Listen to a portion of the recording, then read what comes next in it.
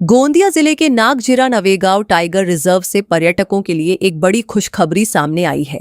कोहमारा मार्ग पर स्थित मुरदोली गेट को 1 मई से पर्यटकों के लिए खोल दिया जाएगा। खास बात यह है कि यह गेट अब साल भर जंगल सफारी के लिए खुला रहेगा। इसी इलाके में एक साथ 3 बाघों के दिखाई देने से पर्यटकों में खासा उत्साह देखने को मिल रहा है।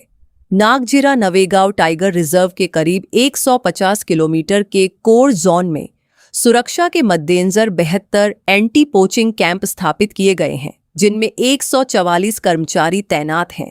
इसके अलावा 16 चेक पोस्ट पर 48 कर्मचारी और 9 वायरलेस कैंप पर 20 से 25 कर्मचारी लगातार निगरानी कर रहे हैं। फिलहाल रिजर्व में 68 जिप्सी पर्यटकों के लिए उपलब्ध हैं और मुरदोली गेट शुरू होने के बाद यहां भी 10 नई जिप्सी और गार्ड तैनात किए जाएंगे।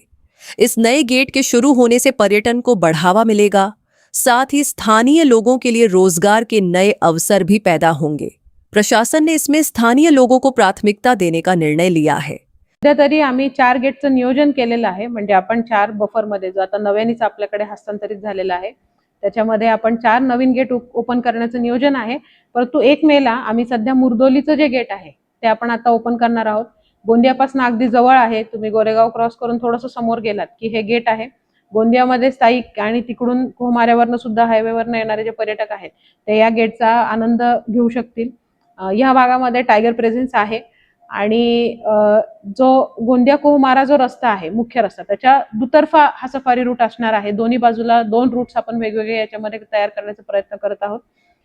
त्याचबरोबर या गेटवरती ज्या जिप्सीज आणि जे गाईड्स असणार आहेत ते स्थानिक मुरदोली गावातले आणि त्या ग्रामपंचायतींचे असणार आहेत।